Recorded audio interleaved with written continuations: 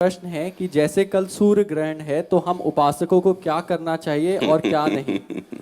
हाँ, श्री सेवक जी, ध्रुवदास जी और बड़े बड़े अपने वृंदावन के रसिकों ने इसकी मान्यता नहीं की। यह हमारे धाम की रसमयी उपासना है। ये लोक व्यवहार में सूर्य ग्रहण चंद्र ग्रहण पड़ता है, हम धामवासी प्रिया प्रीतम के उपासी हैं। न तद्भासते सूर्यो न शशांको न पावका यद गत्वा न निवर्तन्ते तद धाम परमम मम। हमारे यहाँ रोज सूर्य ग्रहण होता है, चंद्र ग्रहण होता है, हर समय होता है। सांवली भुजाओं में गोरी प्रिया का आलिंगन होता है, प्रतिपल होता रहता है।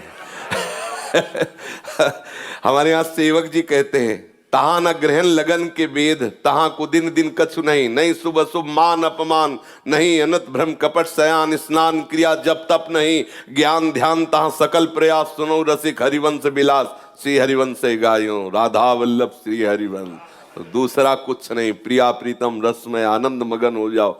ये सब एक सिद्धांत है। तो एक सिद्धांत दूसरे सिद्धांत के लिए आवश्यक नहीं है कि वो आवश्यक हो। अगर कह दे ऐसा होना आवश्यक है तो आप उदाहरण देख लीजिए महापुरुषों। हमारा सिद्धांत हमारी प्यारी जो और प्यारे जो के सिवा दूसरा कुछ है ही नहीं। जब कोई ज्ञानी ज्ञान मार्ग में चलता है तो एक सूत्र उसको स्वीकार करना होता है, ब्रह्म सत्यम जगन मिथ्या। केवल सत्य है ब्रह्म, संपूर्ण संसार मिथ्या है। अब बोलो कहां ग्रहण है, कहां नक्षत्र है, कहां दिन है, कहां वार है, कहां तिथि है। ये सब लोक व्यवहार में। हम न लोक में है न परलोक में है, हम तो भगवत अनुराग में हैं। प्यारी प्यारे जू के चरणारविंद। कोई हमारे हृदय में ना कोई कौन सी तिथि है ना कौन सा वार है। हर तिथि हर वार में श्यामा श्याम से प्यार है, बस और कुछ नहीं, दूसरी कोई बात। और ना सच्ची बात कहते हैं, हमें सुनने में चुभता है। ओ आज ग्रहण है, पर्दा लगा दो। ऐसा क्यों पर्दा लगा दे? किसका ग्रहण? कौन ऐसा ग्रहण में ऐसा नक्षत्र है वो सवा है जो हमारी प्यारी जू प्यारे जू तक पहुंच सके, प्यारी जू प्यारे जू की उपासना को रुकवा दे? नहीं नहीं, कोई भी ग्रह ऐसा नहीं है जो इतना बलवान हो कि हमारे श्याम सुंदर और लाडली जू के विलास में लग जाए।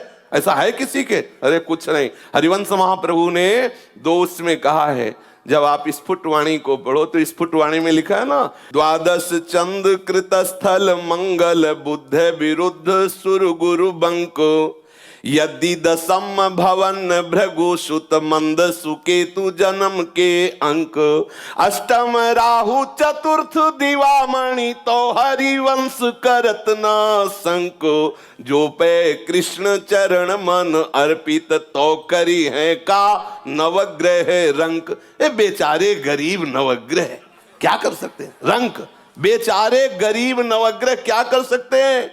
हम श्यामा श्याम क्यों ये सब विरुद्ध जगह बैठ जाए। बोले तुम्हारे शनि विरुद्ध, अरे शनि नहीं सब विरुद्ध बैठ जाए। ये तो रसोपासना है। श्री तुलसीदास जी कहते, जानकी नाथ सहाय करे तब कौनो बिगाड़ी सके नर तेरो। उसमें एक पंक्ति, शुक्र शनिचर राहु केतु सब वही है क्षण में तेरो चेरो। जानकी नाथ सहाय करे तब कौन बिगाड़ इसमें करे जो पे कृष्ण चरण मन अर्पित। और यहाँ महाप्रभु कृष्ण चरण, और जहां कृष्ण जिन चरणों में अर्पित है हम उनकी उपासना में मगन। श्री राधा जुग चरण निवास। सब ग्रह नक्षत्र अनुकूल हो, भानु दशम जन्म निशापति मंगल बुद्ध शिवस्त लली के। जो गुरु होए धर्म भवन के तो भृगुनंद सुमंद नवी के। तीसरो केतु समेत विधुग्रस तो हरिवंश मन क्रम फीके। गोविंद छाणी भ्रमंत दसो दिस तो करी है का नवग्रह नीके।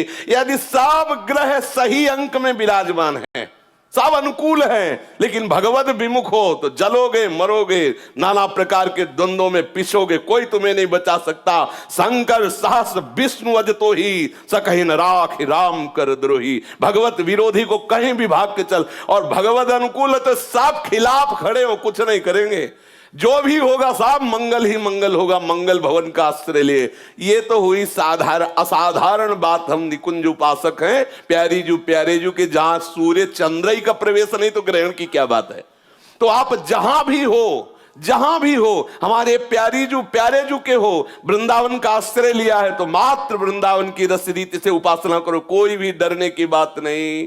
जो आचार्य कह रहे हैं, जो महापुरुष कह रहे हैं, हमें उसी के अनुसार चलना चाहिए। हमारी उपासना में ग्रहण, नक्षत्र, तिथि, वार ये सब एक तरफ रख दिए गए। रोज मंगला से शयन, शयन से मंगला, केवल प्यारी जी और प्यारे जी, दूसरा कोई गान नहीं, दूसरा कोई चिंतन नहीं, और इससे बढ़कर कोई रस पद्धति नहीं, इससे बढ़कर कोई सिद्धि नहीं, इससे बढ़कर कोई महामहिमामय आनंद नहीं है।